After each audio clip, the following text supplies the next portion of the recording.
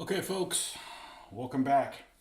And I think I got one of the things resolved that I was having an issue with over the weekend. I was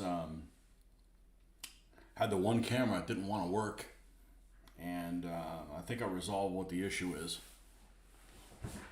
And it's a stupid reason, but basically I'd use the same camera app all the time, and all of a sudden it doesn't want to work. So I narrowed it down. What are the things that I did differently? And the cable that I used to connect the USB, I used a longer cable, and it came out of the same set, but it does not like the webcam does not like that cable. So even though it's made by the same company, it came in the same package. This is the one I'd always used at the old desk, and because the situation's a little different here, I wanted a little bit more room to move in. I grabbed the longer cable, and it does not like that cable. It will not connect. So we went back to that, and we changed the lighting in here a little bit so that we have the light coming from this direction, and that way you have some appropriate lighting on these vehicles so you can see it. So small progress.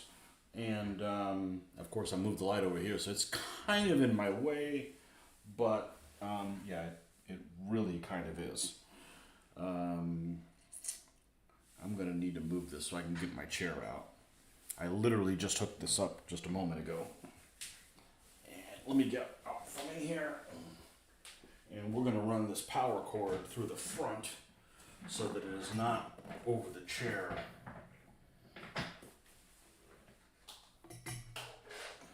Let's run it like that. Okay. And I thought I had put all my paints away, but I didn't. I had some of my greens that I'd used for airbrushing were still in the bin outside for the airbrushing. I put all my airbrushing things away, and I did do a little bit of airbrushing to seal these guys. And in doing so, I found that not all my paints were here. So now I've got to see if they will all fit.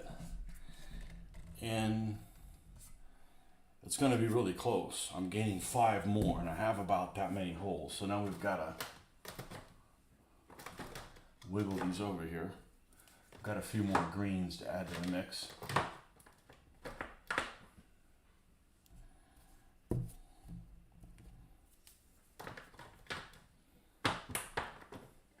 And what else? These are all AKs. Those two are AKs. Let's move this one here, and move this over here, move this one over here, which can move this one here.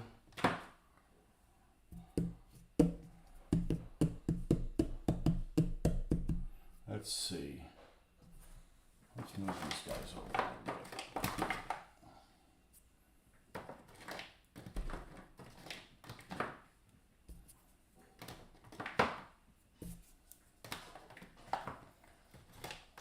And now I've got 3 slots empty. 3 slots empty of 218 or however many came in here. So, yeah, that's about as close as you can get. So, and I didn't put these back. And I have 3. Wow, you're telling me I have the exact number that... Oh, that's just weird. I'd say I have to go play the lottery, but I already used up all my luck on this. Kind of a waste. This goes over here. We'll move this one up here. Move the browns up. I'm going to put these 3 terrain colors together, because I use these together. Oh, this isn't one. Where's... Good Lord. All right. There we go. I have exact number of colors full. That's just odd. That's just really odd that it broke down like that. Well, the AKs actually don't need to be in here because they're parts of sets that came in with the Africa Korra colors and late Russians and stuff like that. They're all, they're all their own sets. So I really could pull them out of here. They're in this kind of zone here towards the bottom. So I've just kind of put them there for just to fill in the gaps. So okay. So where did we leave off of? Well, we have a couple things that we need to do. These T34s are all glued down. And we need to do a little bit of touch-up work, very, very little, where you can see some of this shiny epoxy down here. And yeah, the light is definitely better from this angle because you guys will be able to see. And it's still better in photograph. It looks better with the naked eye, but let's see if we can improve that.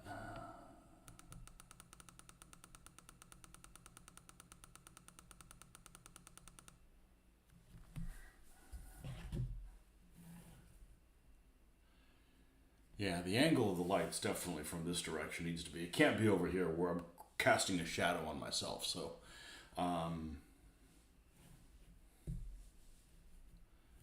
yeah, it turned out pretty good and rather similar to, let's grab a 234 from one of the ones I've already done. Of course, we're going to put the little grass and stuff on there.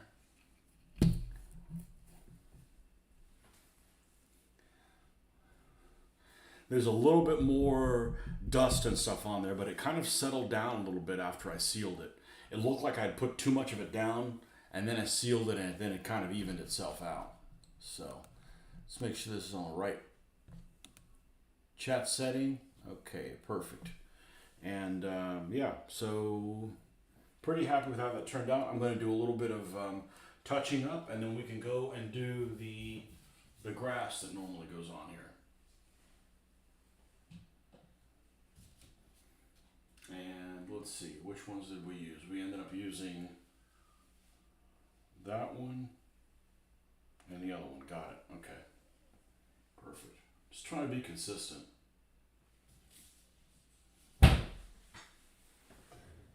If that's important to you, it is to me. Consistency is important. All right, so we're going to put the super readers on. These are like $375 or something like that.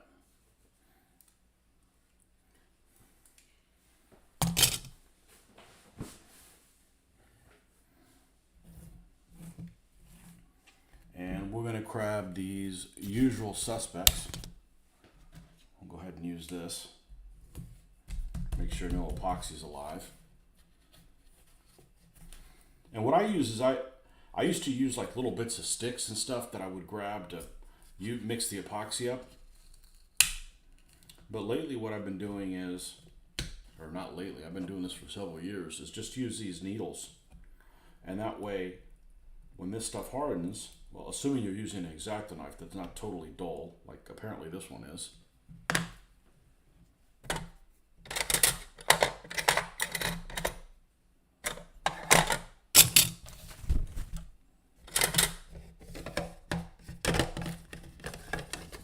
you can reuse this thing pretty easy. That's the wrong thing. Come on, out of in here. There we go. We'll just see who shows up on a Thursday night. Trying to get back into the swing of this. It's been kind of difficult to get the painting done with, I'll tell you what, the time change has really been messed me up big time. It's like 8 o'clock at night. I'm ready to go to bed.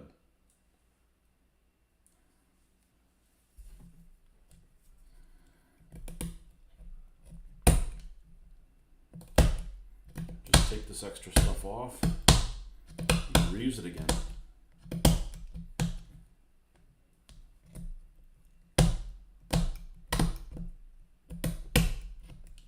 Okay.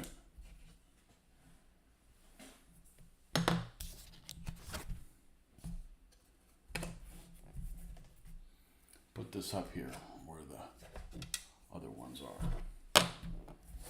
Okay, so we're going to US field drab first, and then Iraqi sand.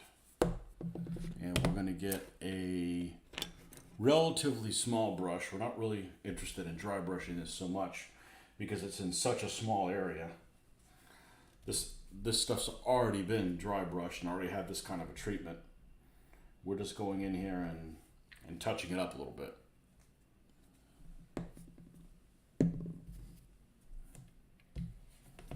Just take some of this shiny away. The shiny that comes from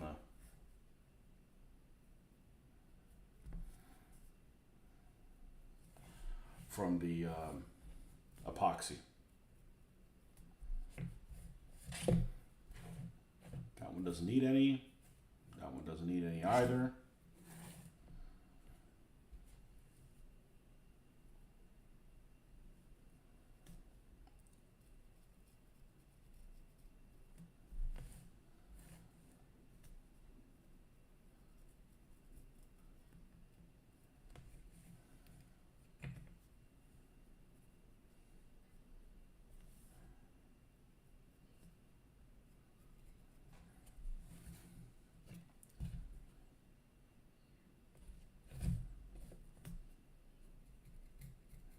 And then of course we're going to put tufts on here as well. So some of that's going to,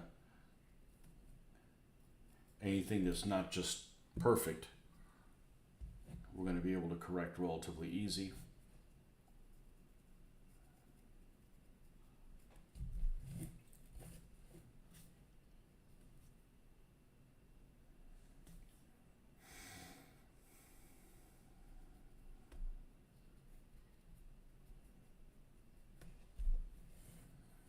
Same thing, we're going to go with Iraqi sand.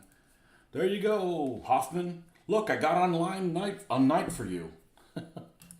No, I was having some problems with the camera over the weekend, and I solved it with something stupid. It's just replace the cable. The cable that runs, well, this is the cable I was using before. It came with a set of like 4, and I replaced it with a longer one. And after using some deductive reasoning, I figured out that was actually the culprit of the misbehavior. So we're back here. We got the light coming from this direction. So, well, nothing's really right here, but it's, illuminating that a little bit better. And, small steps. It's just hard to get on at night when the time change has just been brutal to me. I've been going to sleep like several nights at 9. And I'm just like, I just can't take it anymore. It just seems like it's midnight. 9 o'clock, it's already been dark for 4 hours easily. So, gonna try to get into the swing of things. The daughter's watching Christmas movies with the wife, so they can do their thing. And I'm not getting into Hallmark Channel stuff. Just doing some final touch-ups here. I was gonna fire up the airbrush. I would have actually done that tonight if I wasn't going to go in tomorrow. I had originally taken tomorrow off, but I got talked into going back in. So, just got to use those vacation days for something because I can't carry them over and they won't pay me for them. So, we're just going to put it off until next week to use it again. But I'm definitely going to airbrush them tomorrow night because Saturday morning, I got those Soviet trucks that I need to start working on it. Yeah, you can't do that Hallmark shit. Yeah. I heard it, and it might have been something that I saw I didn't hear it, I saw it written down. It might have been something from Joe Rogan or something like that. I saw some commentator had made that basically Hallmark movies for women was basically porn for guys. Like they give you this unrealistic expectation of how things are. Hallmark movies always end up happy and everything's happy ever after, and and you think that's how it's going to be, and then so that was the correlation that somebody had said. I don't know where I saw it relatively recent, and I was like, okay, I guess I could see that. But it was something I saw in passing because I don't listen to Joe Rogan or anything like that. Okay, there's that one's complete.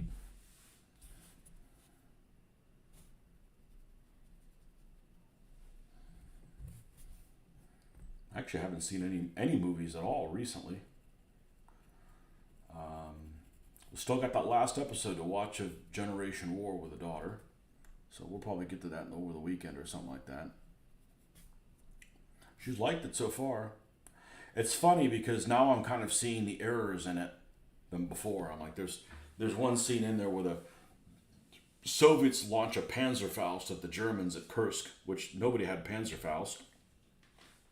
And if the Soviets fire one off, then the Germans should have been firing seven.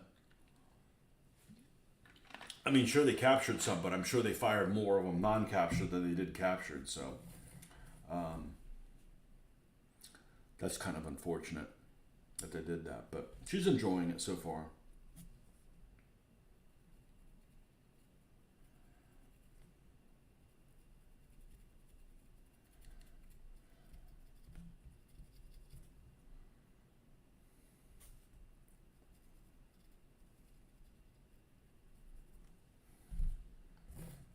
Then, of course, the toughs will be in here to kind of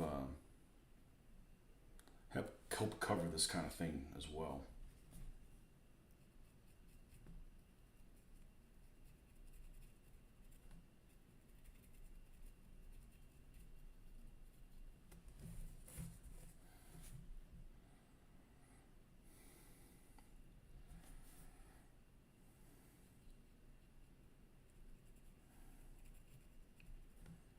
And a lot of this stuff isn't sealed. I mean, it really doesn't get that much wear and tear on it. The magnets definitely help a lot. I don't think any of them banged into each other on the move. But I don't expect to be doing a move anytime soon. I hope not.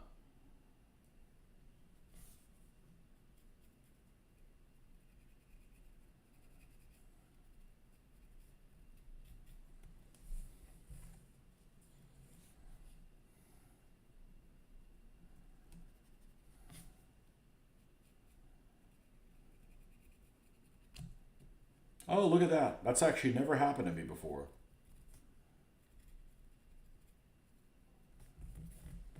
It popped off here. All right. More adversity to overcome. I wonder why it did that.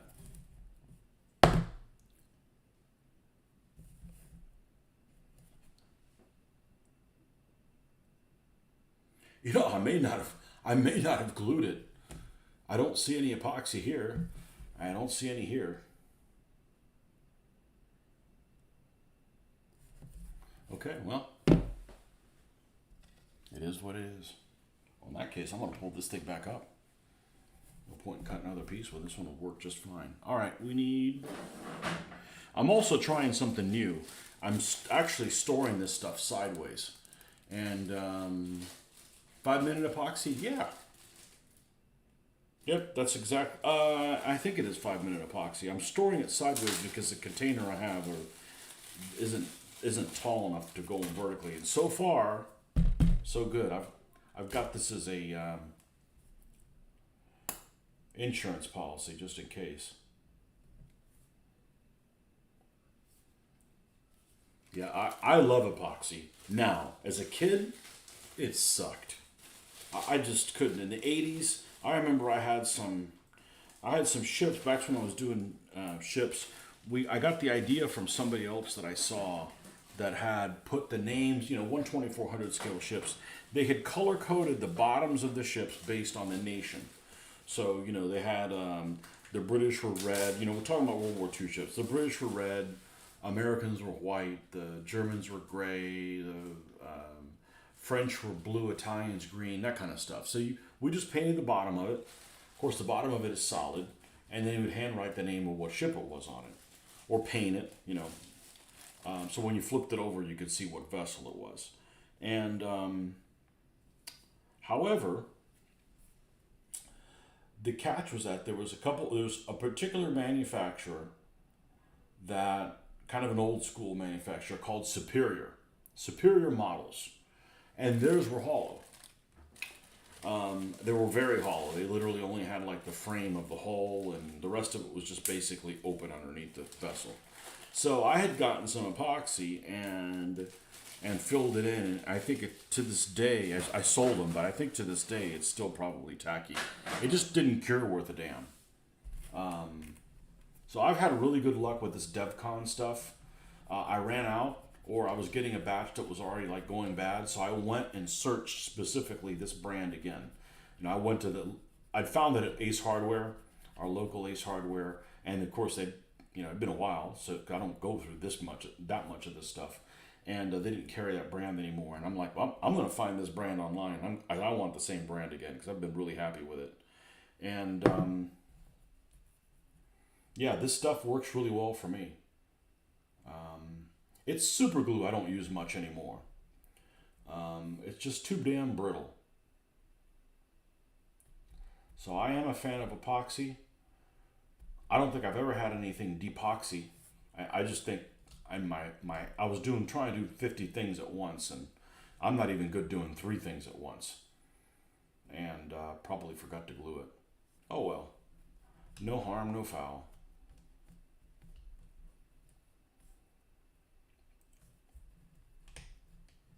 But I've had really good results with the epoxy. And it's gap filling too, which is good because there's a gap to fill here.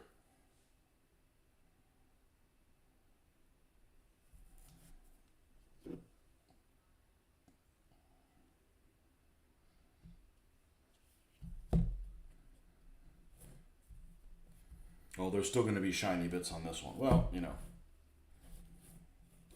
best laid plans. Okay, we're going to put this far away from anywhere else. We don't want that epoxy to travel anywhere.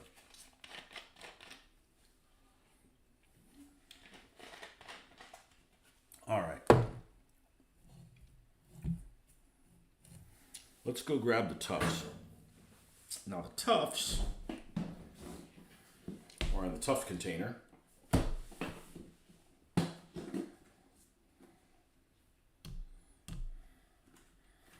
And we have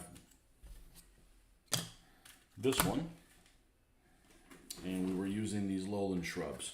So between those two and then the static grass,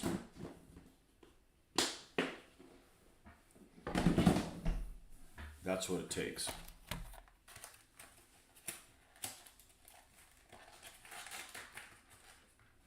So we have 5 tanks. 1, 2, 3, 4, 5, 6, 7, 8, 9. There's quite a bit of meat around the edges of these. Meat meaning space on the stands between the stand and the actual tank itself. Okay, we're done with that one. And then these dark green shrubs.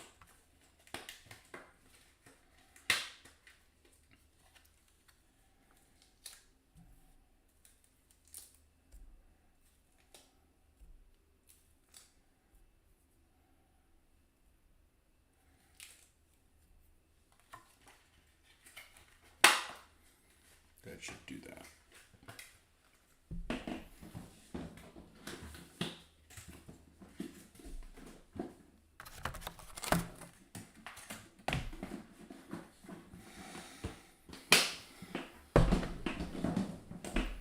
And static grass should be down here.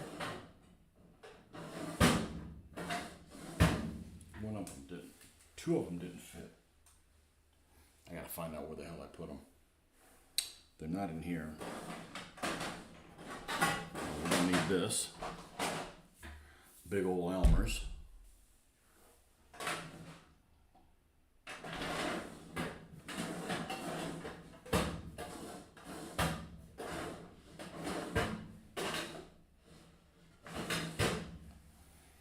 So where's The color, the one that I use the most,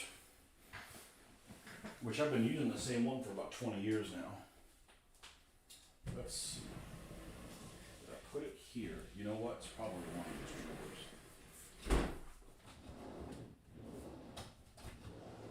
There it is.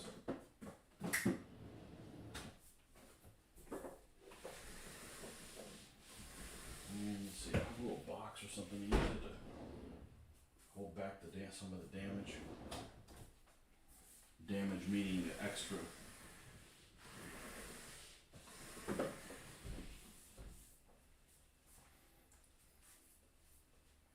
No, I really don't want to do it outside.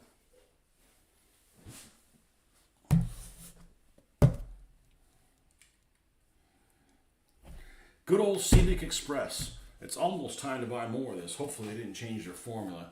I've been really happy with this one. The Farm Pasture Blend. And I got this stuff probably around 2001, 2002, something like that. Of course, I got it in a multi-pack with 5 other colors, and I won't use the other ones. Oh well, it's not like it's super expensive or anything. It's not, so. All right, we need to, this is just epoxy. I could probably just move forward with it the way it is and not have to fret about it too much. Let's grab a brush that we don't have a love affair with.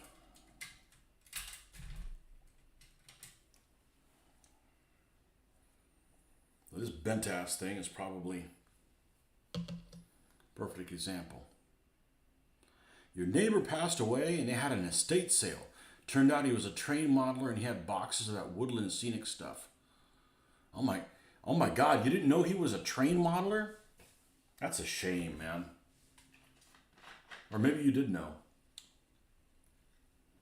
I've been to 3 estate sales and I'm not going to another one. They're sad. They're really sad that people collect all kinds of crap that they shouldn't collect. Salt shakers, mementos, I collect little cows or chickens or something else. And there's all these little worthless dollar store type things all over these people's house that literally consume them. And they die and nobody fucking wants them. And it's just sad that, you go through all this effort to try to collect something that nobody values. I went to a party on Saturday and I ran into a realtor who had actually taken a client a couple times. I don't know if it was the same client twice or 2 different clients once each into the old house. And he remembered the stuff that I did in the display case, and I talked to him for quite a bit of time. I was surprised. I'm always surprised when I encounter people that appreciate what I do, or they have a clue what it is, or But he was like, "Man, I'd really like to have some of those," or whatever. I talked to him for a while, but I guess ultimately, if you're dead, it doesn't really matter. But it's just kind of sad to see that you put so much effort in collecting that stuff that maybe it's important to you and nobody else freaking values it. It's just I guess it's just a sad, you kick ass at work and then you die one day and then you're replaced within a week. I guess it's just part of life, but I don't like thinking about death. It's kind of a shitty plan. Honestly, I don't like to dwell on that shit too much. But man, that's just really sad that you knew that, because look, my dad was in a model railroads and I would dabble in it, but I can only do one thing. So if I'm going to do one thing, it's this, but I definitely can appreciate that.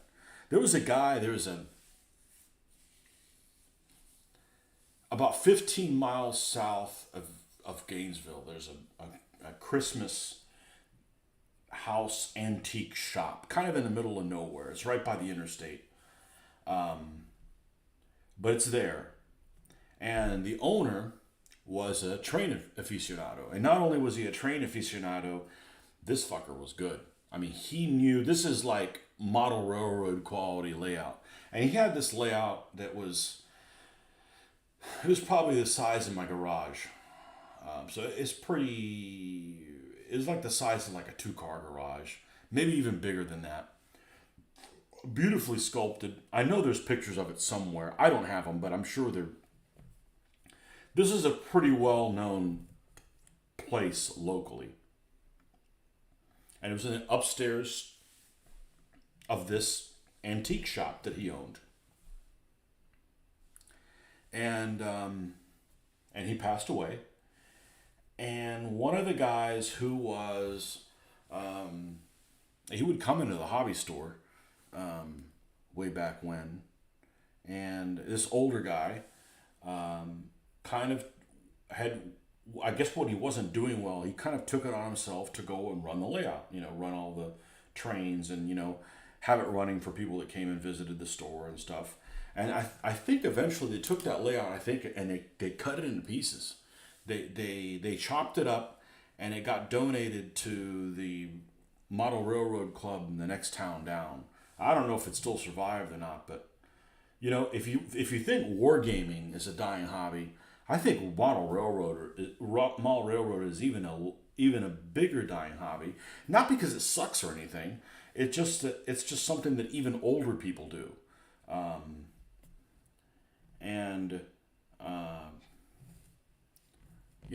It's not to poo-poo it or anything. As a matter of fact, I think it's pretty cool, honestly. But I don't have time to do everything, so I got to pick and choose. So this is what it's going to be. I've got to use a box or something, or I'm going to create a shit show here. I kind of wish I was in the trains. I have this little building, a neighborhood, and inside is just one huge 1950s replica of a part of Dallas, and a bunch of train modelers hang out there. Just not in the trains. We used to have a model train meeting at the hobby store, and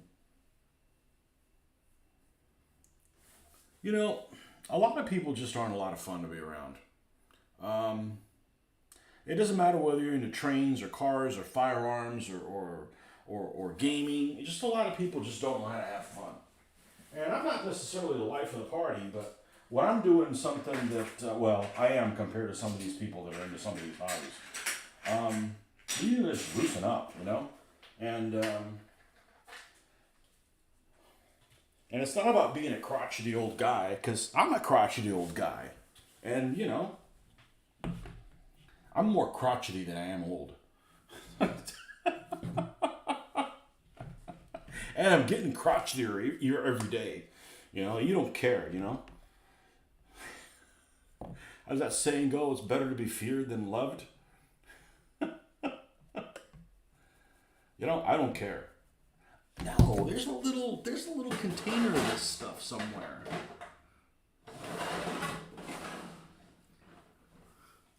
The aisle.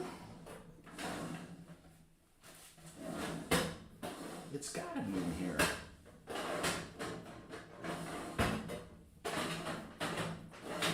It's still in the garage. I don't know.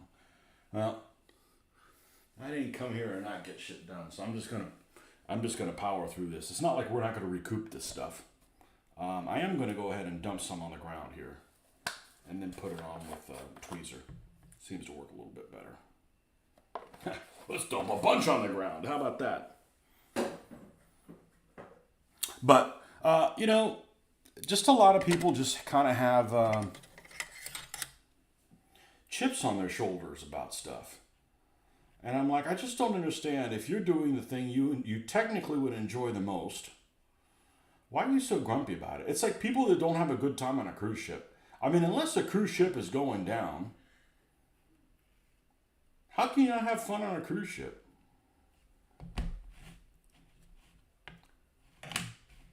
But I thought it was just gamers being weird, gamers, eccentric people. Nah, car people are the same way. You go to some car show, half the people are assholes. You know, people are like, oh, look at me, look what I got, mine's better than yours. Come on, man, be happy for somebody else. You know, but yeah, it's just a human nature thing. It's a person thing. Those people are that way no matter what it is that they're doing. And I don't have a problem with older people, but I guess I just never feel old.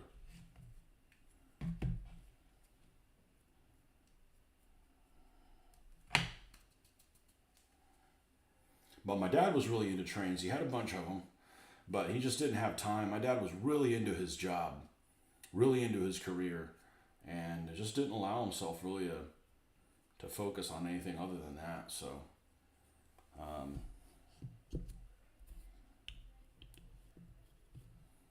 okay, there's that one. Let's go to the other one here. Oh, let's not mess up the order that we do things in. We got to put the Elmers on it first. There was an article that I saw one time. I think it was probably Model Railroad magazine, and that these guys had come up with a game that they played with trains, and it was something like this. They had like an index card that had the name of the. They had an index card for each piece of rolling stock. And I'm sure they probably had one for the engines as well, but it's mainly about rolling stock. So it would say, Great Northern box car number such and such something or other, and they had some notations on there. And the point was basically you would get randomly assigned pieces of freight that would have to go from one place to another, and you couldn't use your hands to do it. You have to decouple them and couple them and do all that kind of stuff. So I guess it was kind of like an exercise in using the automatic decouplers and stuff like that was on the train, and it seemed like a pretty good idea, at the time. Now we've talked about trains before. Rod Stewart and his huge freaking layout that he has, it's insane. And I think he did it himself. He's very freaking... I would say that he would probably just be even more talented at that than playing music. Not that I have a problem with his music, but his layout is something, it's not just some musician that decided to be a modeler. I mean, he knows what he's doing, so...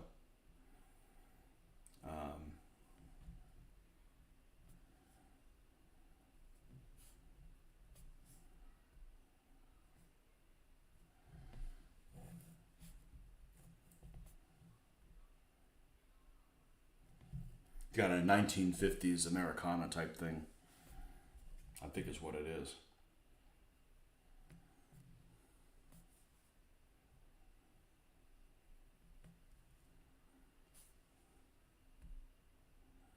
But I thought it was kind of a novel concept to play like a game with, doing that kind of stuff. So you're actually doing it. It's not like, okay, it's done. What does it do? You just sits there? No, I got to dust it once in a while. It just seems kind of, like you could do better than that. Some of these train modeler YouTubers I like watching, they make some great train. I haven't even touched that. There's so much stuff on YouTube, and I'm not watching very much of it lately. That doesn't mean there's not great things out there. I'm just, I don't have time to watch it. I mean, I could be watching it right now, but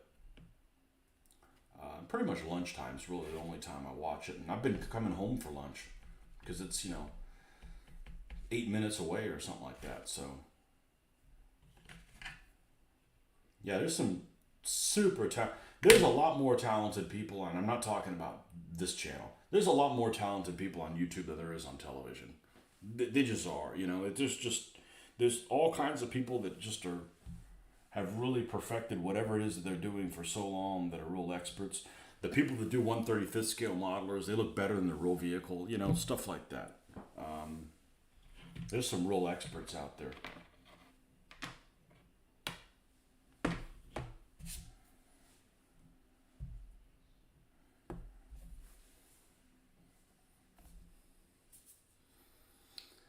That is something I don't get about the hobby. Why the exception with 1950s America? Well, they want to make America great again. It was not to get too political, but I saw something that was posted by someone recently, and it was a good point. It was a good point that these people that say "Make America Great Again," and I agree. I think "Make America Great Again," but it was a good point that this person brought. It said, "When exactly do you want to? When exactly do you want to do that for?" Because most people would think, "Oh, early '60s, '50s, early '60s," but with the intention that it's that wasn't great for a lot of people. But the understanding is that, okay, look, how about the rights that everybody has now, but like all the manufacturing and stuff that was made in this country way back then, and back when everybody else's cars sucked and the Americans' ones were better, kind of thing. But I'll tell you what, and it was a good point. I'm like, okay, I never thought about it that way. I could see where that could be taken the wrong way, But the 1950s has some horrible vehicles. They were extremely ugly vehicles. Very, very. I don't. Other than that's a 49 Mercury is a good looking vehicle, but it's not even a 50s vehicle. I can't think of any vehicle from the 1950s as attractive. I'm sure they're out there, but those wings and stuff like that, I'm not a fan. 57 Chevy, ugly beast. Sorry, not my thing. 60s, they had some good looking vehicles in the 60s, but yeah, I don't understand the obsession with 1950s and Norman Rockwell. I guess, you know what? It's probably a time period where you could use steam and diesel. So if you're doing like a layout, and you're making it specific to, I want to do the I don't know, Pacific and Orient or whatever in 1953 or something like that. It allows you to do, use steam and diesel engines, which the steam engines are beautiful. But yeah, there are a lot of layouts that do the 1950s type thing. Maybe it's that. But yeah, when you think about it, that's see, I don't see doing a period that like predates me. Like I have no association with the 1950s. For me, it'd be the 80s, But even though technically I'm from the 70s, but I didn't get to dress myself in the 70s, so it doesn't count.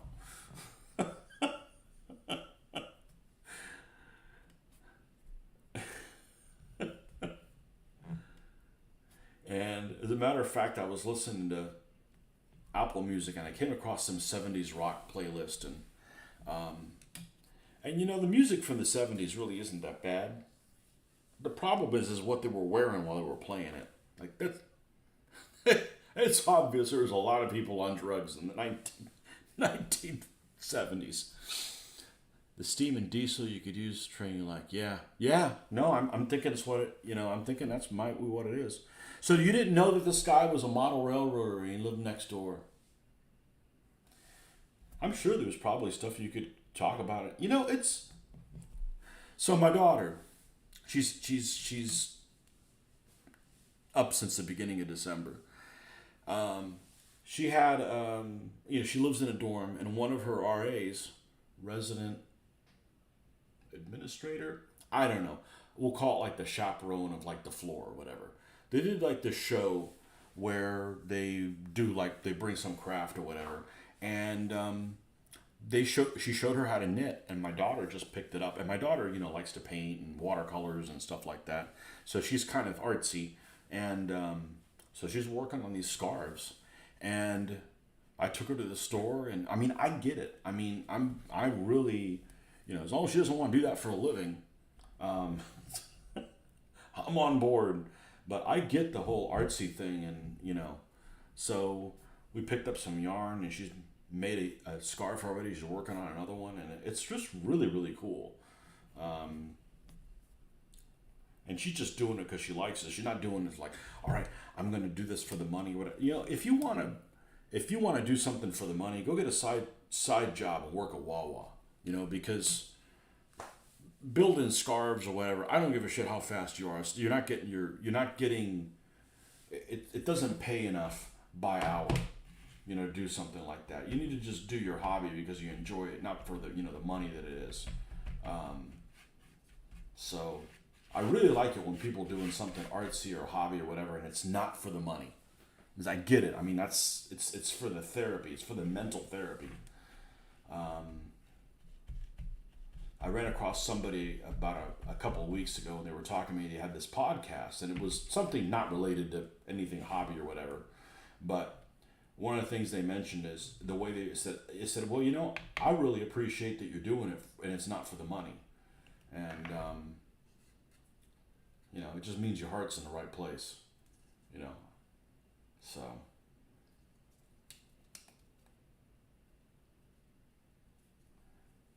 no, you had no idea. You never crossed paths with him.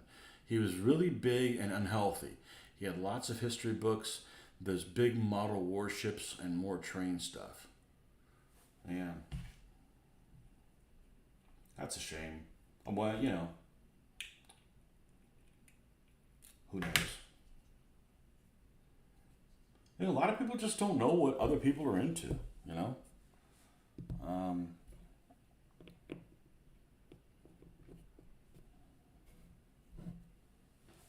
there's a guy that these folks that we know that live near Jacksonville. They had a party for one of their neighbors. So I go to the neighbor's house. I never met this guy before. Hit it off really well with him. He has an entire study, including the chairs there. There's the leathery chairs there to sit there. He's got all kinds of history books and everything. And I'm like, oh man, I'm gonna hit it off great with this guy. And then I realized that it was a party that he was having because he was moving away. He was moving to some godforsaken place like Minnesota or something like that. Well, not godforsaken, but a place that's nowhere nearby. It's like, fuck. I finally ran into somebody that's into history. I could talk to him, and he's gone. The first time I meet him, you never see me again. It's just so hard to run into people that are, that are interested in stuff that's to talk about. That opens the pores in your brain. It makes you want to read about stuff and learn things, and more than just sports. Ugh. And it's not even the people that are into sports that are a problem, but the people that I know that are really into sports are just like jihadists about it. They can't just enjoy the sport. They're always like, oh man, they're screwing us, and they just can't look at it objectively. So it's like I don't want to watch sports with somebody like I don't really watch sports at all unless you're like watching. What's the one I like? Women's pole vaulting. Something like that. uh, but no, I won't see any point in watching sports or something like that. But yeah, it's like, oh, this guy's really cool. Oh, you'll never see him again. It's like, geez, it's so hard to find people that you can have a conversation with about, the stuff that we're into. Or, similar stuff that I don't care that you don't build models. Are you interested in World War II? Are you interested in any history? You read books to, because I don't read for entertainment. I mean, it is entertaining, but I read to frickin' know more about whatever this period is. Finding friends with similar hobbies is hard. Yeah, it's very, very hard. And a lot of people just don't have hobbies. Um, it depends what you're defined by. Some people are just defined by their kids or what they do for a living or their sports teams. I'm defined by this. This is what I do and things like that. This is what makes me tick. I mean, yeah, I'll play video games and stuff like that, but I don't give a shit about that. This is what, you know. It's hard. There's lots of people that do it, but we're strewn all over the world. We're strewn all over the world. One of the coolest experiences I had was a Historicon a couple of years ago. I went with with Mitch, of course, and I went with Mitch's painter, a guy that paints for Mitch, who's a painter. So it was cool looking. It wasn't the video that I did a couple of years ago. It was the year before that. It was cool looking at brushes and paints and all kinds of stuff that, like for instance, Mitch doesn't know or care or give a shit about, but I'm into, and he was into it as well. So even within the niche hobby, it was interesting seeing somebody who was interested in the products that I was as well. So even within one little corner of a hobby, there's still other levels of things that you're interested in. So I was thinking about doing a YouTube channel. You should. You should find something that you know about that it's fun to do. Talking about this stuff that I don't have anybody to talk to is liberating. It's just like therapy. It's like talking to a shrink, but it's like, man, I got all this information that, it's fun to talk about. And maybe somebody will find it interesting. And if not, it certainly makes it easier to talk in front of people. You get practice. Although I don't necessarily ever had that problem. My problem was writing the freaking paper. My problem was analysis paralysis. Like, oh, this paper's due tomorrow. I really don't still want to. I still don't want to start on it. But if like, oh, I just had to give a speech or take notes and then talk about that stuff, yeah, I can do that. But it's a lot of fun. Now, I wouldn't be doing this if it wasn't fun or if it was a pain in the ass.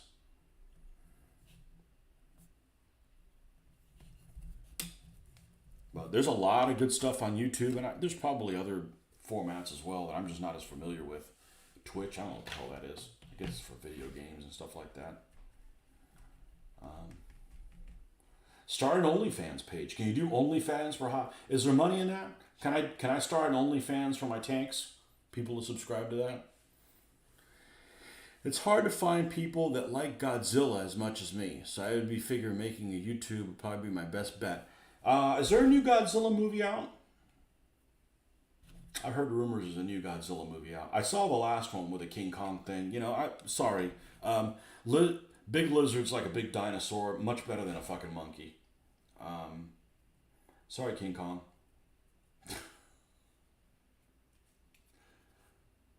And I liked how they spun it. It was like Godzilla won, but we'll call it a draw.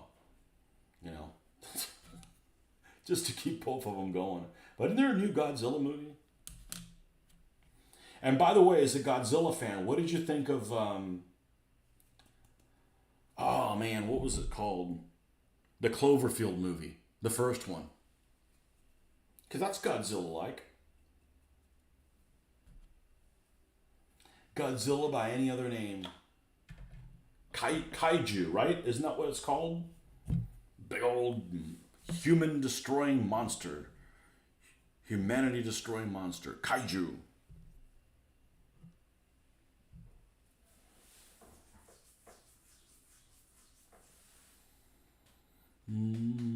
Yeah, the new Godzilla movie, it has a bunch of World War II weapons in there. Oh, it takes place in 1947? Oh, that's cool.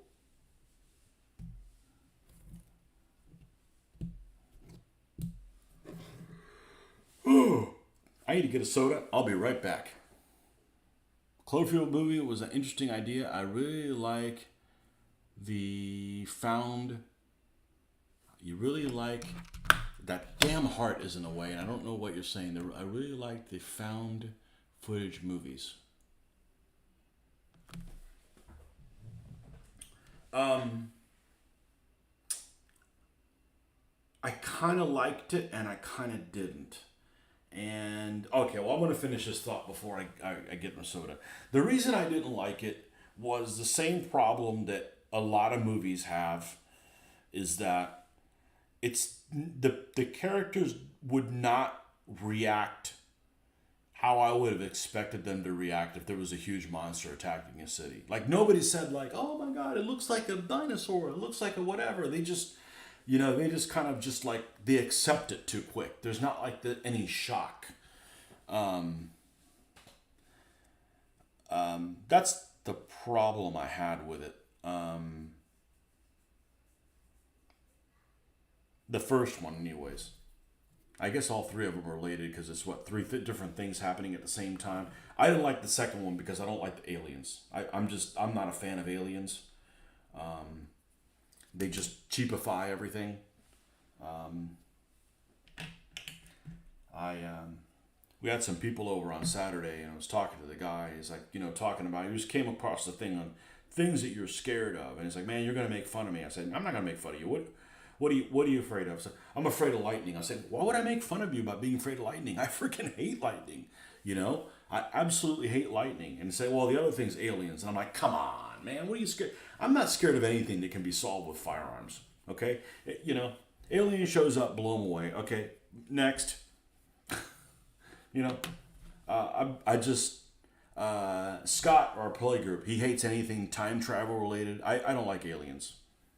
I don't like aliens. I don't like aliens if they're humanoid. Like I'm okay, like the movie Alien. I guess technically that's humanoid, but just like speaking kind of thing. It just seems too hokey. Could there be something like that out there? Probably, maybe, whatever. I choose not to worry about it. But the odds are that it's exactly how you presented it is extremely unlikely. You know. So yeah, not a fan of alien stuff. So yeah, the second Cloverfield movie was great until that point. I'm like, really? Why'd you throw that in there? You know. Overall, I like the Godzilla movie. I just got a board game about the first Alien movie.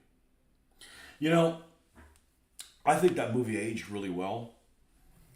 I remember in the late '70s when I lived in Huntsville, Alabama. I was in under 10 years old, and at the toy store they had these big.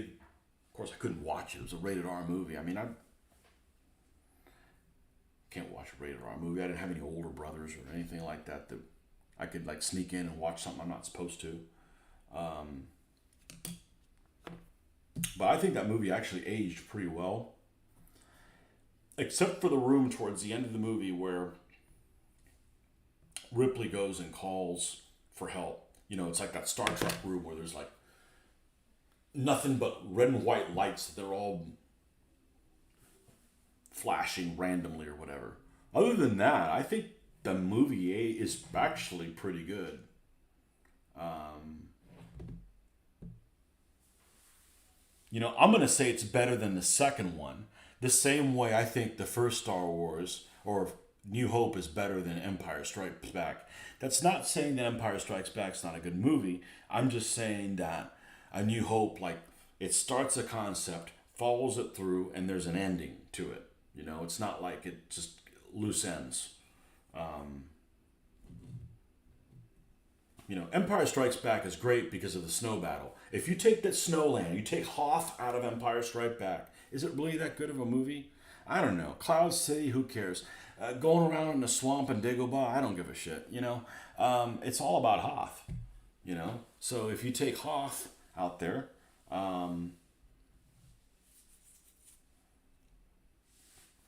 so anyhow, good morning, Jacques Slaber. Welcome back. Yeah, you enjoyed the movie quite a bit. Don't care much for the sequels. I tried watching the third sequel. It just the second one's just fine. There's nothing wrong with it. Um, After that, it just goes sideways. I haven't seen the tie-in with the Predator series. I'm not a fan of science fiction. I'm not. Um, It'd be cool if there was some more Victorian science fiction, and I'm not talking about Firefly crap, although that's not really Victorian. I'm talking about more Jules Verne stuff. You know, that kind of stuff is kind of that's all right.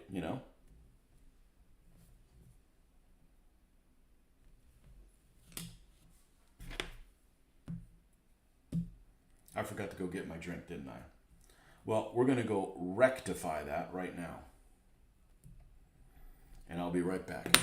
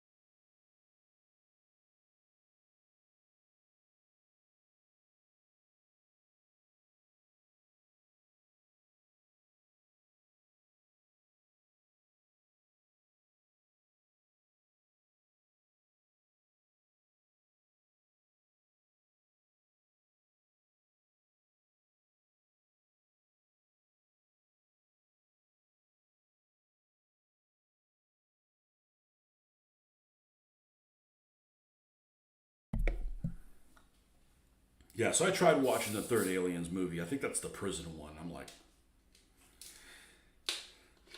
when there's a prison involved, I just lose interest in a movie. Yes, I saw Shawshank Redemption. Is it a good movie? Yes, I remember it, but it's dreary just being all about a prison. You know? People want to go to a movie to get taken somewhere exotic. A prison? I don't want to see anything about a prison.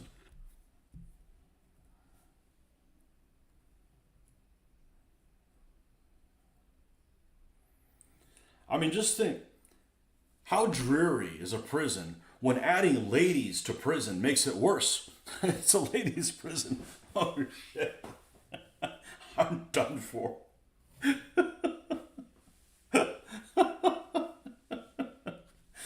Game over, man. Game over. No, I don't want to know anything about it. I don't want to watch any prison anything. Prison Planet.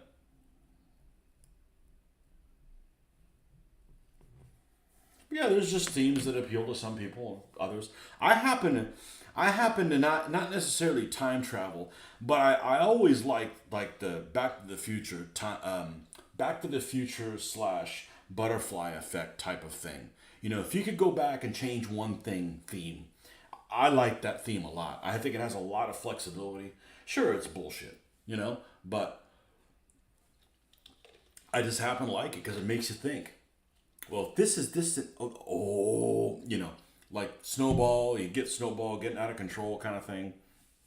I happen to like that theme a lot. Some people may not, but um,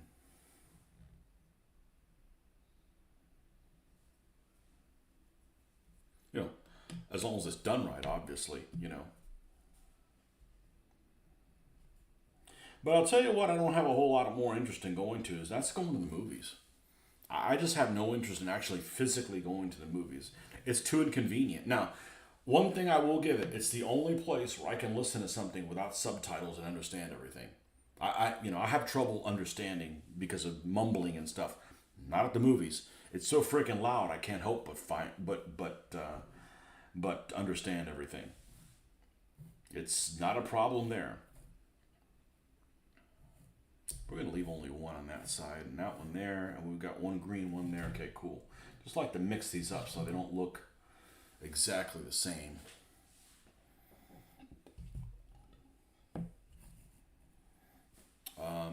So yeah, what's happened is either this hasn't worked and I haven't been able to get online, or it's too late. So I go on the Xbox to play, I don't know, World of Tanks or something like that.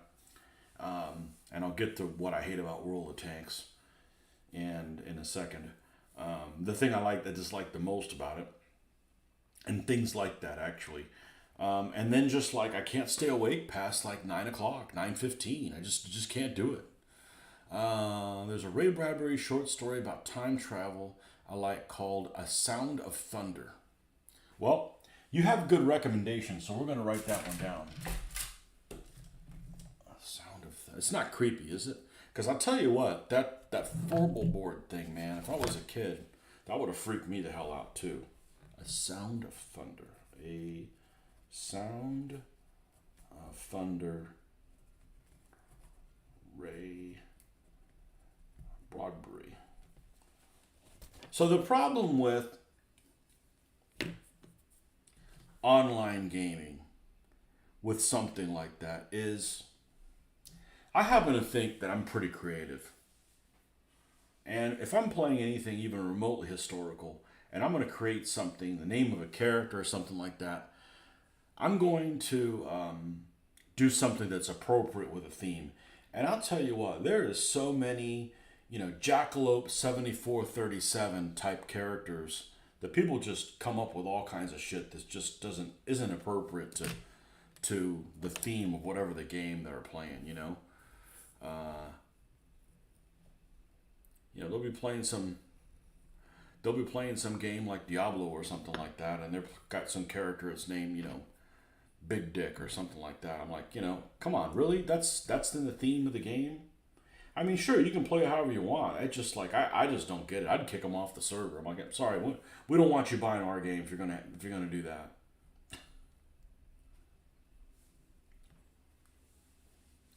Audiobook for Sound of Thunder is YouTube too, like 30 minutes. Excellent, excellent.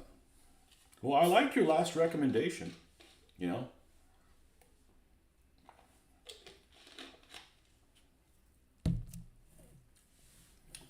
technically, it's a black and white audiobook, right? Because it's as old. You know, that Forble board was as old as that. The problem I have with black and white is that I just feel like I'm missing some of it because I'm not seeing the whole thing. So colorized, I'm fine with. Um, just don't not getting the full impact. I didn't grow up watching black and white stuff. I guess that's another thing too.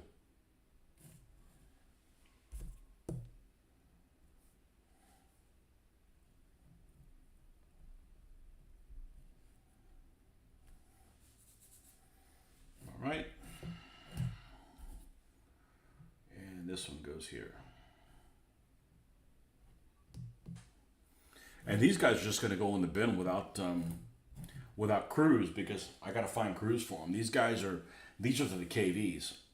They're not. I'm pretty sure I have them somewhere that I picked them out, but I need to get things processed. I can always go over there and add them later. It's not like they're going to go anywhere. Do you ever play a tabletop game called Barbarian Prince 1980s? No, no, never even heard of it. Nope, never even heard of it. Was it a cool game? Is it based on Conan or something? Enough talk.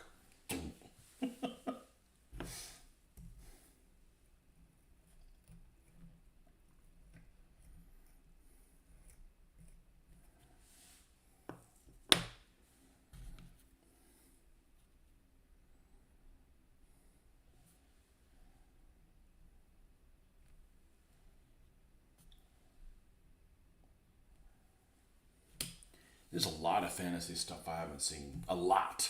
A lot. And some of it I probably waited so long to watch it, it's probably not worth watching it now. Like Willow, never seen Willow. Probably not worth watching. You know, it's probably not worth my 2 hours of time or whatever. Um,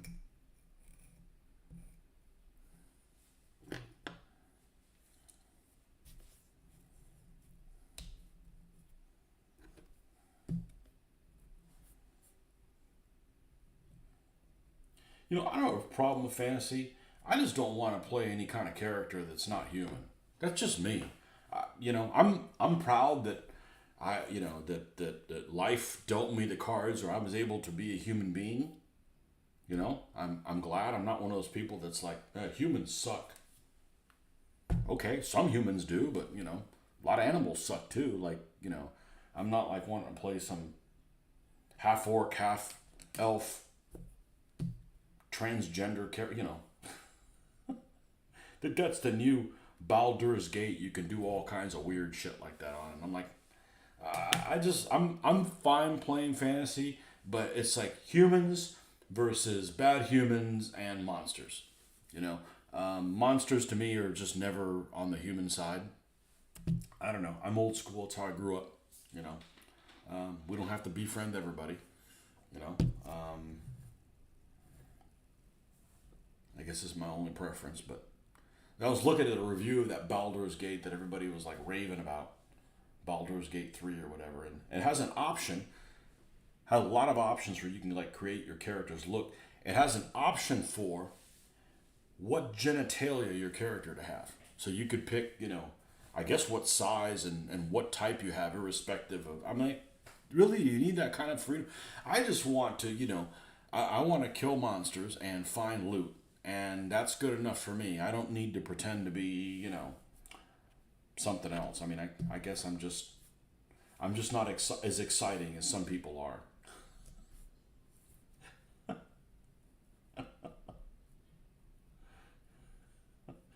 Where does genitalia have anything to do with a game? You know, I'll take things that are weird to explain to your teenage daughter for 1,000, please. You know.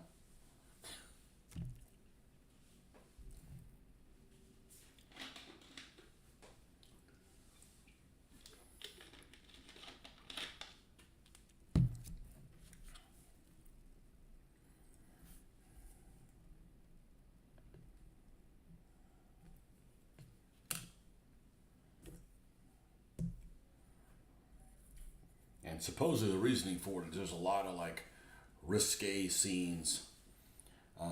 Genitalia talk, Rick. Yeah, Baldur's Gate. You can pick what kind of genitalia you have. And they have like all kinds of different races and shit like that. Woodland elf, Highland elf, this kind of. What? I mean, really? Just. You don't want to be human? Like, I'm proud of being human. It would never occur to me to play anything other than human. You know? I played World of Warcraft for a few years. I didn't play anything but humans. You know?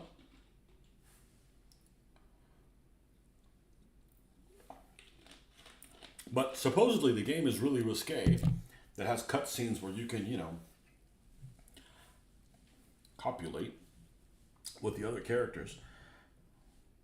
Well, I got news for you. If I'm playing that game, I'm not making out with any characters that aren't human. Okay? End of story.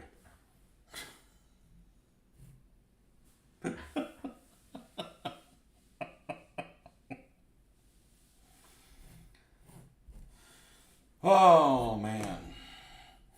And I can only imagine what other characters. I don't know if that has any online role play, but like I said, there's other games I've played. You encounter other people, and it's like, did you like fail kindergarten because you like are terrible at like naming characters? You know, you can't name somebody. Roadrunner 3742. As a character. I mean, really? Did you like? Did you fail kindergarten? You know.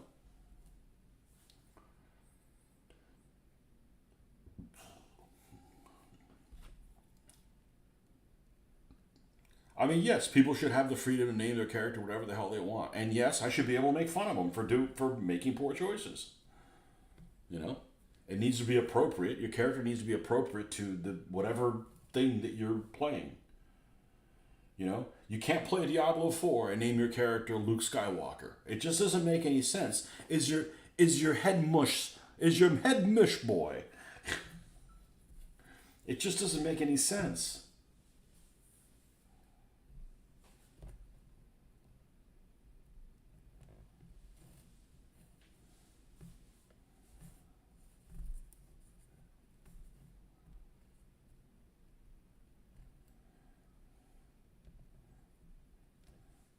So, but I did try that game that you guys play. You guys play Skyrim, you and Nordic, and I guess the same people make that the one that's the whatever online. I forget what the hell it's called. Not Morrowind, but something like that. Everclear, whatever the hell it's called. And hopefully the Skyrim is significantly different because the first thing that happens, I'm like in this trading mission, and I go into this room and they have these suits of armor, you know, and one suit is like basically like light leather, one of them is like mail, and the other one is like heavy plate. You can carry like 60 things. So I just grab them all because I'm thinking ahead, like I'm gonna need some money, like I'll probably sell this stuff. Well, the problem is in this game, at least, once you got the look of plate, you got the plate look. So there's like no incentive to like go out and find other pieces of armor because it looked the same as the one you already got in the first freaking room you encountered when you started the game. And like that's one of the things that I like about. I like fantasy type of games like that because it's about finding loot and what's the loot look like on my character and armor and that kind of stuff. It's kind of cool. And if it already looks the same as everything else, like my enjoyment in trying to find it is like basically goes out the window. So I played it for a little bit. I'm like, this just doesn't. That Skyrim everybody keeps talking about must be much better than that because this is just trash, you know. Elder Scrolls, yeah. I name all my characters Booger Jesus. So if you see a Booger Jesus, it's most likely me. Booger Jesus. I hope I'm not on the same server as you. Jesus hadn't even been invented yet.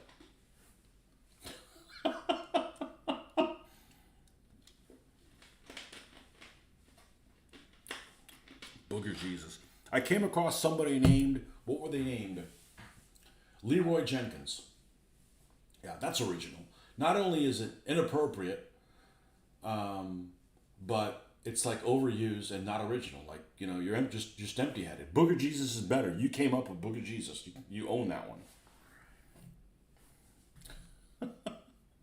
Elder Scrolls. Yeah, I don't remember which one's called. Elder Scrolls Online or whatever. It's trash. It's not worth my time. You know. But it was free. It's not like it was like a download. Like, okay, I'm done with this. You know, I spent a long time creating the character's look, and then you never look at the character. You know.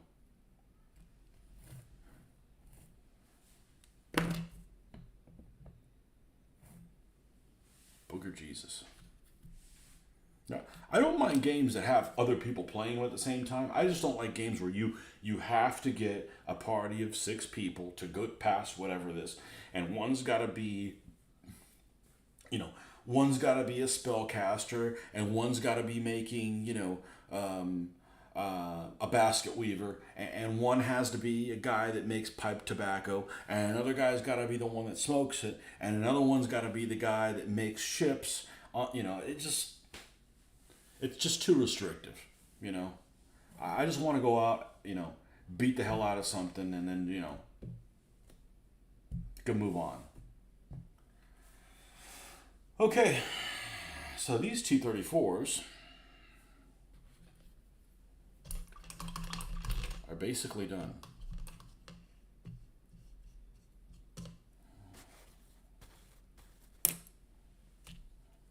I do like games where you can create multiple characters and give them names that what was the one that, well, I don't remember what my name was at the time, but the Red Dead Redemption, the first one, they had this one character you could play, and he looked like a really fat Mexican bandito looking guy with a really big mustache. And I'm like, okay, I can get behind this. And it was a lot of fun. He ran around a little burrow and stuff and created all kinds of chaos. I did that for a little bit. And, of course, that's over with. I don't know. I don't understand. Some of you guys have been playing Skyrim for a hell of a long time. It's my nerve. Skyrim gets a little old for me because it's like they reuse bandits in caves a lot. Yeah, when I played the first Elder Scrolls 1, whichever one it was, Morrowind in the early 2000s, I went into this town and you had to talk to people. And I don't have a problem talking to people, but like every conversation was flat. All the equipment looked the same. Every building I walked in looked the same as a previous building. If I'm in a town and I'm getting lost, I never get lost. The town is just like repetitive, like, just everything looks the same. It was more repetitive than Wolfenstein 3D. And I just didn't like it. It's not that I don't like the fantasy genre. I like fantasy more than science fiction. But it just, everything was like over and over and over and over and over again. And it wasn't appealing. It just looked drab and flat, and it just didn't do it for me. Mr. Gross, T-3045, I paint them desert or tan. They were used by the Egyptians in 6-Day War 67. It was an excellent tank for its time.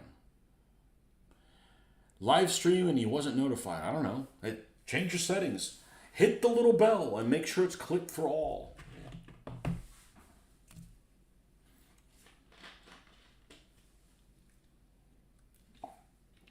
You were busy playing Baldur's Gate, choosing your genitalia. That's why you weren't here.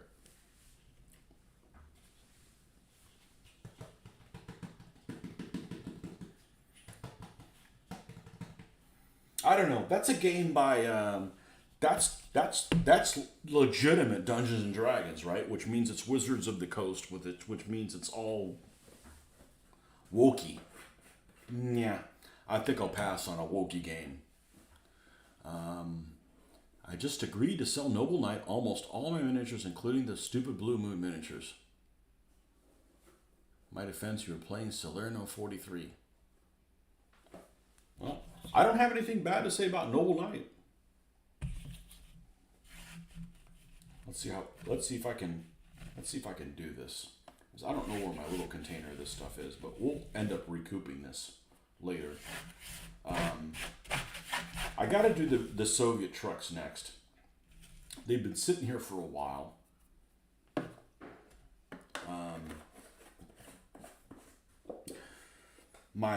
My area for airbrushing still isn't set up, but got boxes everywhere, mainly Christmas stuff, and but it probably will be shortly.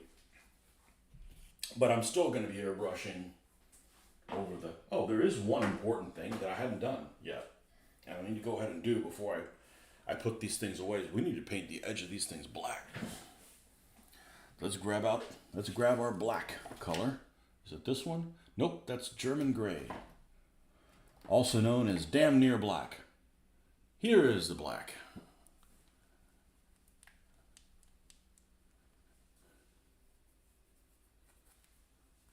Wizards of the Coast is not Dungeons and Dragons. Well, I mean, what is it? What is Baldur's Gate? Is it Hasbro, Wizards of the Coast, D&D? Isn't that all the same thing now? I mean, I know you didn't used to be, but is it? Rick, you trying to get rid of that massive metal he bought a few weeks ago? Yeah, Rick bought a shitload of stuff, and he doesn't even paint.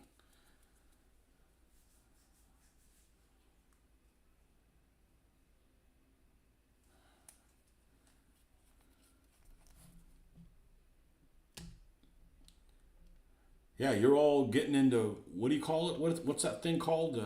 Lion Rampant? It's a decent game. I don't want to be the go-to guy.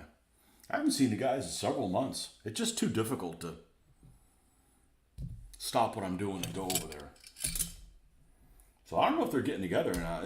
There's a group chat on this through Facebook Messenger, and there haven't been any messages on it at all. So I don't know if everybody's like, they created another server, they created another running message, or I did use black for this, didn't I? I'm not going crazy, right?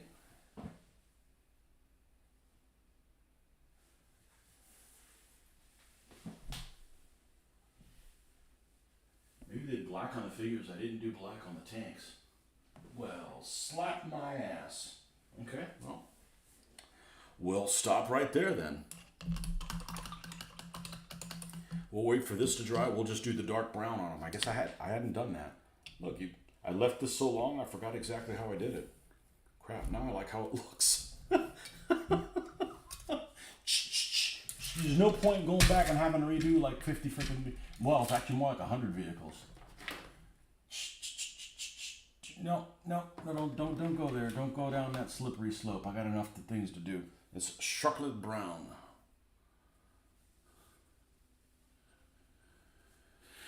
Technically, IP Dungeons and Dragons is owned by Wizards of the Coast, and Baldur's Gate is part of it, but it's not the real version of the game.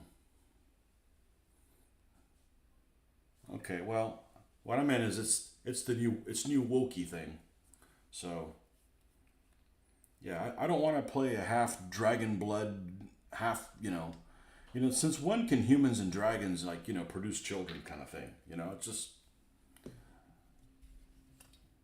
I don't know. I just want to be a standard freaking human.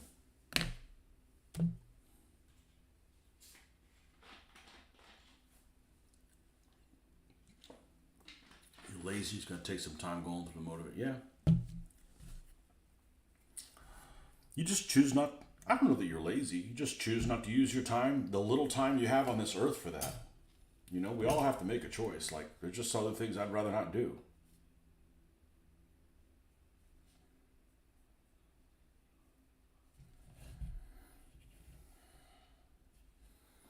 I thought for sure I'd done the edge on black. Freaking like how it looks. I can always go back and do that anytime. Oh, still wet. See if we can push the.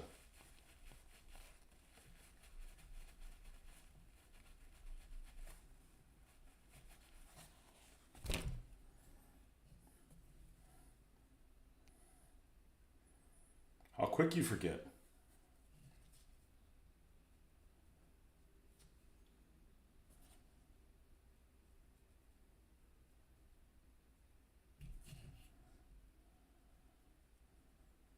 Like I said, damn, it looked better.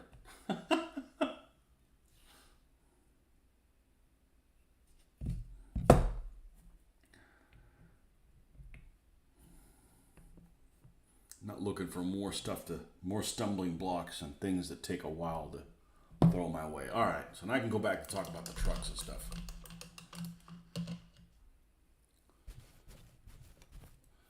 Good thing about green to sell most all measures I have is 9 switch scales without the stigma of having stuff in other scales. Also gets rid of crap collecting dust. Plus I hate those blue moon miniatures, so good riddance. Let some other fool mess with them. I agree. And less is more. It helps you stay focused. Having a bunch of crap around doesn't do anybody any good. You know, at some point you realize, I'm never going to use these things. I'm never going to use these things. I don't have the time for it. I don't have the interest in it. And just seeing them around is just slowing me down. They call people like me who play a TSR version of the game bigots and any number of other BS stuff. Well, a bigot only works if it bothers you. Just call me whatever the hell you want. I'll call you stuff back. We can make a day out of it.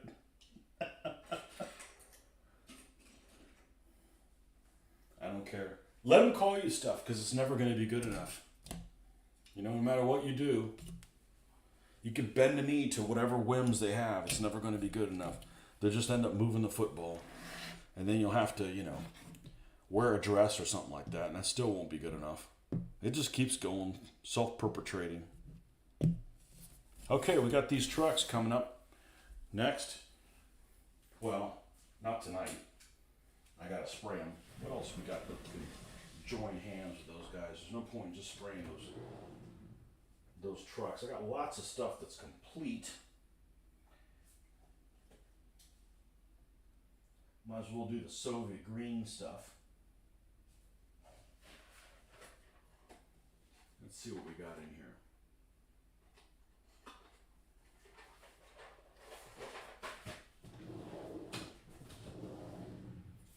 Got some Clementi Barishalovs. Those are always fun.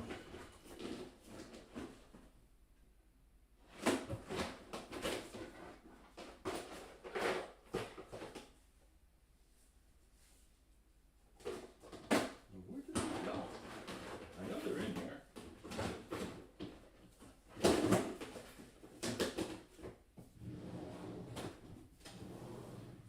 Is it here? Yeah, this is where they're at.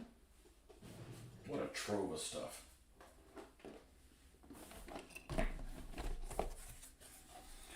Oh yeah, we got all kinds of stuff in here.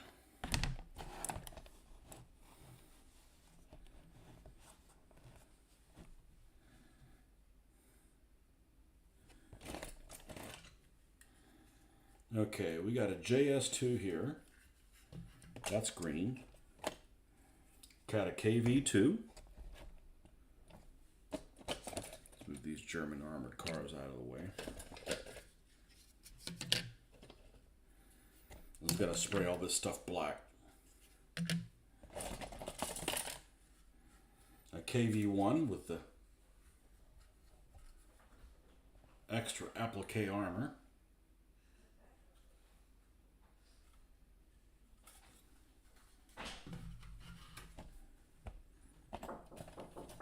Oh, hold on one second.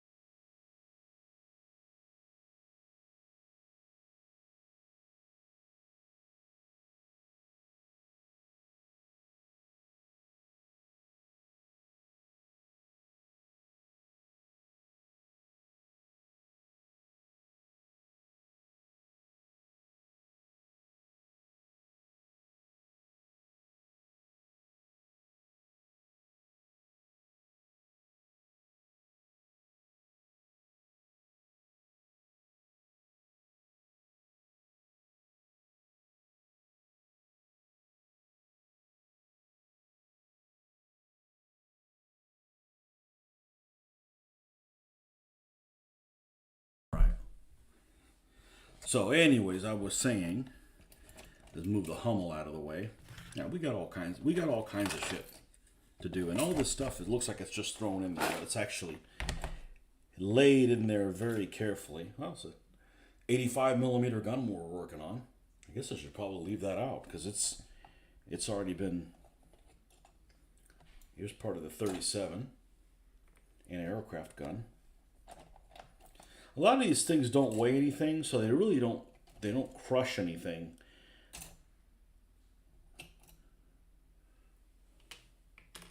By them being there. Here's another KV-2 turret.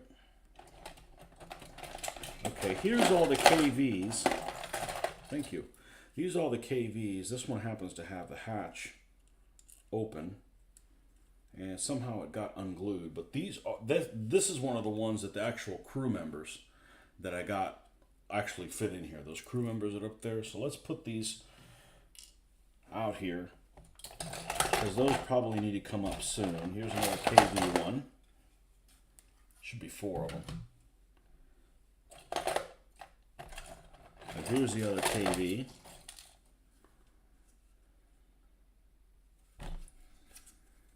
Yeah, the hatch. These are actually good models, but the hatch, when it's open, they don't give you a latch that it attaches to the turret, so I had to make it out of a little piece of brass and epoxy it down. It's on there pretty good. Here's another KV-2 turret with it open. It looks like the little hatch fell out. It's in here somewhere.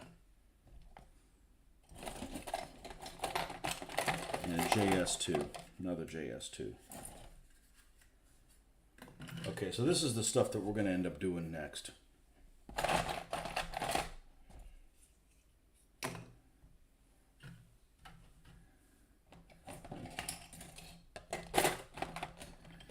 The problem with the KV-2s is they're so hard to find paint schemes on. A lot of them just didn't have any markings at all. So I'll do one with no markings, but it's really hard to find any information on them. I've already done one, and there's it has a slogan on it, but the other ones do not. And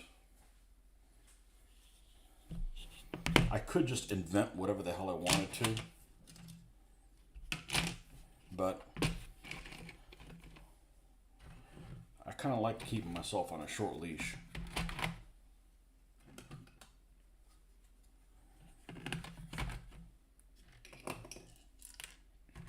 Oh, we'll do that at a later point.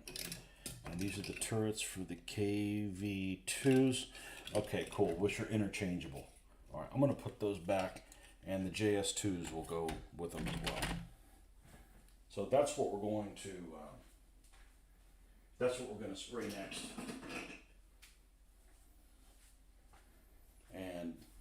And do all that. But I really want to do the trucks first, because I don't have any Soviet trucks, and these things are pretty cool. It's kind of cool doing vehicles that you don't see that often. And there's a lot of different ways to do the windows. This one has solid windows of how to paint them, and I've saved a couple things that I'm probably going to try to do one of them and see how it turns out. So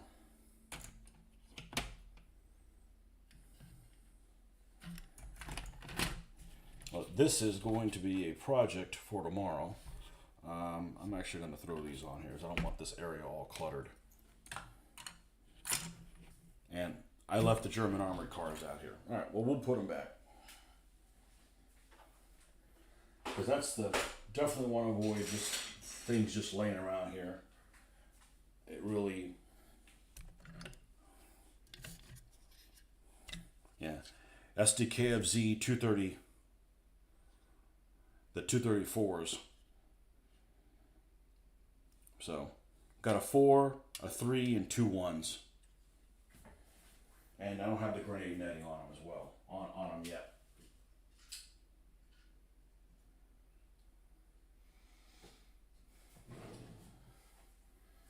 Yeah, KVs, man, hard. KV2s, hard to find slogans for them.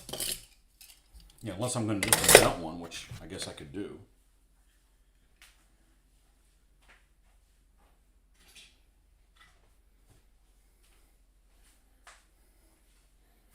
You know, it's just a way of ID. You know, each one's going to have an identification of, oh, this is the one that's, you know, Red Star 104. This one's, you know, 306, 300, you know, Heart 12, you know, Circle 3 kind of thing.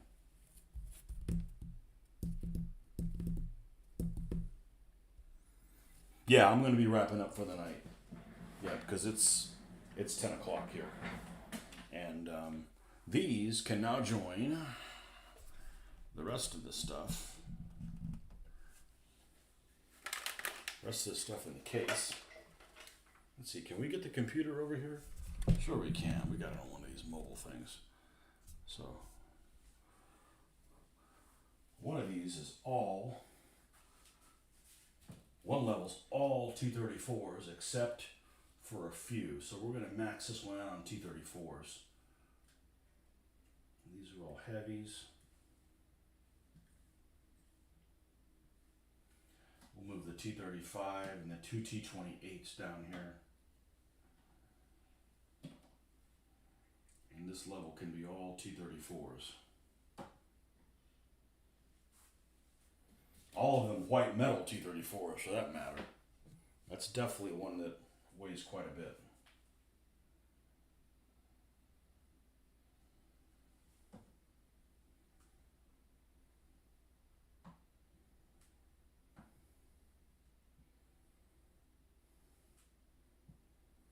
I haven't even put any of the 15 millimeter figures in here. And don't have a real interest in putting them for the time being.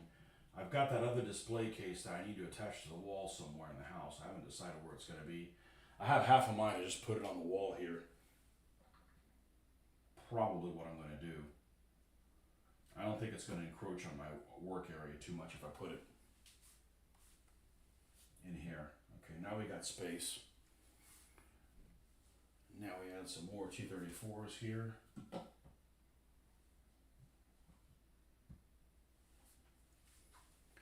And the 230-45s.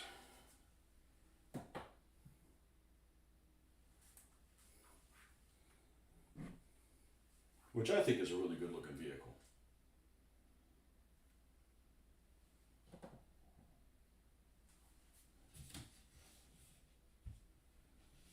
Soviet armor, can't have enough.